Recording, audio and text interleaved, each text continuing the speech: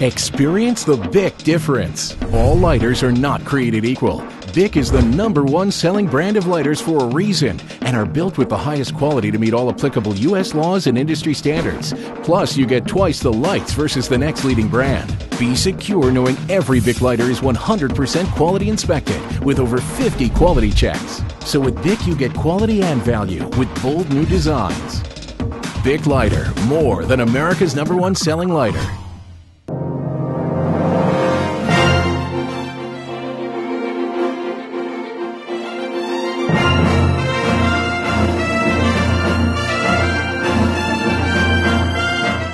Hi, and welcome back to CSP's coverage of the Sigma conference here in San Francisco. So far, we've heard from two of the lead marketers in Sigma, and now Ken Doyle, the Executive Vice President of the association, is joining us. Ken, I want to thank you for joining us. You've been with the group for 28 years. Tell me, what changes have you seen over that time?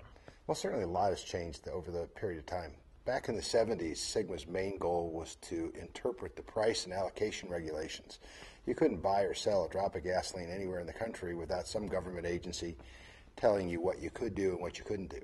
So Sigma spent a lot of time trying to figure out how to interpret those rules for the members, and Sigma became very adept at the government relations aspect of persuading the regulators to give our members allocations.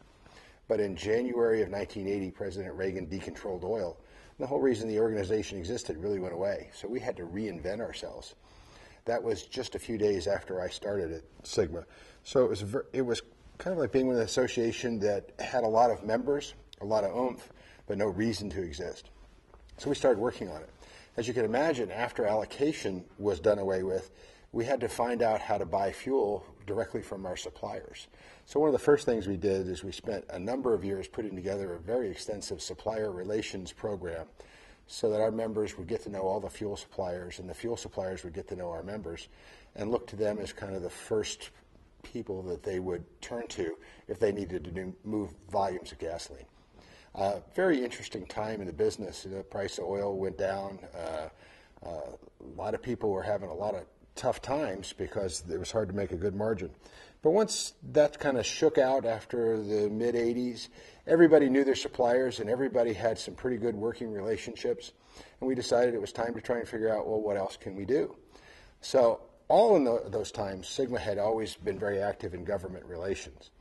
But when the first Iraq war came along, the petroleum market was just totally turned on its ears. So Sigma focused from that point on for several years on just government and legislative efforts. We'd always been good at it, but it became the #1 thing that Sigma worked on, for a number of years. As that slowly went away, we said, well, what's the next best thing we need to do? So Sigma got involved in education, and we've focused on that since probably the mid-'90s. Now, along with those changes, there have also been changes to the business model of a lot of your members. How has that affected Sigma's mission?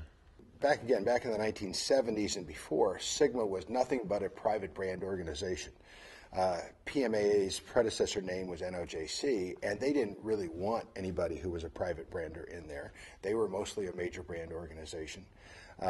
Sigma certainly didn't want any of the major brand people around. They were the enemy. But all of our members were just large chain retailers. Well, what happened is those large chain retailers started putting convenience food items in there, trying to make an extra buck, and pretty soon they got convenience stores in there, and over a period of time, they developed all sorts of different businesses to put on that real estate. But also after decontrol, when we started working with our suppliers, they realized there was an advantage with being branded and maybe unbranded and maybe a little bit of both. So there were some people who went out and branded up, and although their true private brand friends thought they were traders, eventually when they talked about the fact that it was a good relationship financially for everybody involved, all the rest of the private branders started thinking, well, maybe it's okay. So at some point in time, we ended up really reaching out to what had been branded marketers and bringing them in and teaching them the unbranded side. So it was a very different organization after I'd been there 20 years. Originally, half the members, they wouldn't even have let them join if they had wanted to. And now our members are branded, they're unbranded, a lot of convenience stores out there. Last few years, the big change that we've seen is a move away from owning and operating the outlets themselves, and more into a wholesale model where our members are have leased out their stations. They're franchising them out, and they're just providing the fuel, which has allowed them to put lots of people in, provide a huge volume of motor fuel, but not have to deal with all the day-to-day operations that are so time-consuming and so difficult to do just right. So what in 2008 were some of the goals you set for the association, and how did you fare over the year? We had a number of legislative goals that we've always been working on, which is really a fairness for the petroleum marketer. SGMA's philosophy has always been that we're not looking for a special deal, but we just want to make sure nobody else gets a special deal. Our members firmly believe that if they can play on a level playing field, that they are the best competitors out there and they will do well. So all of our legislative efforts have always been to try and reach the governmental goals in a way that doesn't cost the marketer an arm and a leg. What's the most cost-efficient way of getting there? And I think we were pretty successful over really the last 5 or 6 years of guarding the members' coastlines. But when you do an approach like SGMA's, where you're not really trying to go out and get something special, it's hard to say we had a great success by making sure that we didn't get hit with something bad. But I think by and large we've been pretty successful with that.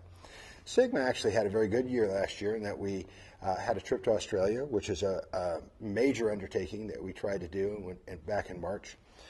Certainly the gala that we're putting on this year, this has been huge. We've got almost 800 people going to this dinner, and our normal conventions are only 600 people on top of this convention. So it's been great fun. This has been very successful, a lot of excitement. A lot of other associations, their attendance is down, and ours is way up. Well, we'll see a lot more from that gala later in the week here on CSPTV. But during the week in San Francisco, you're also meeting in committees to talk about your goals for 2009. What do you expect to see on your plate for next year? I think our plate's going to be absolutely full. We have a new president, and we have a much more Democratic Congress. Most of our members are probably fiscal conservatives, but traditionally associations have actually done better business with Democrats than they have with Republicans.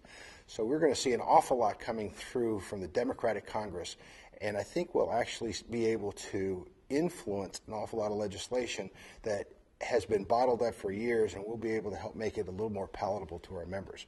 I can't tell you what that is right now. We don't even know who a lot of the players are in Washington. But we can see an awful lot that has been there for a while, and our legislative council is very much on top of this stuff, and we're going to be working very hard to make sure that what comes through is at least as rational as we can possibly make it. Well, and why do you think it is that business is better under a Democratic Congress? That's a darn good question. I think Republicans and conservatives tend to be hands-off. Democrats tend to want to change the rules and regulations. So when things are changing, that's when business very often can go in and say, well, if you're going to change it this way, and this way. So there are more opportunities to actually ask for something and maybe get it. Well, thank you, Ken, for joining us, and we wish you luck with the convention. We also look forward to the gala later in the week. And thank you for joining us. We'll be digging deeper into a lot of these subjects throughout the week. And join us tomorrow when we'll start some of our store tours. Till then, I'm Steve Holtz for CSPTV.